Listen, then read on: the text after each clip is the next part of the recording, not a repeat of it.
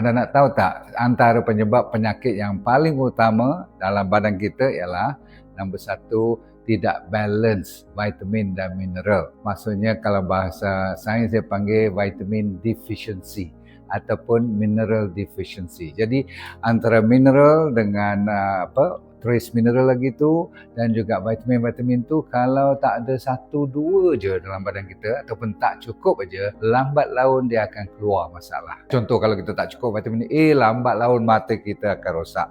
Kalau vitamin B, lambat laun kita punya saraf terutama sekali akan terganggu lah. Paling-paling kalau tak ada diabetes pun dia dah mula jadi kebas-kebas. Vitamin C, kulit kita pula, betul tak? Cepat tua dan sebagainya.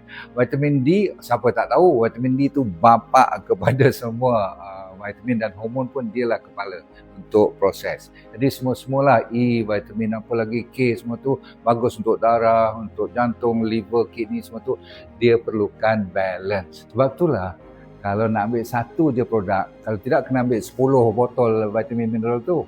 You ambil satu je, namanya Moringa Plus. Dalam dia ada kan semua Moringa tu powerful dan tambah pula dengan pegaga, apa lagi? Ini yang dinamakan makanan terbaik yang cukup komplit untuk badan kita. InsyaAllah.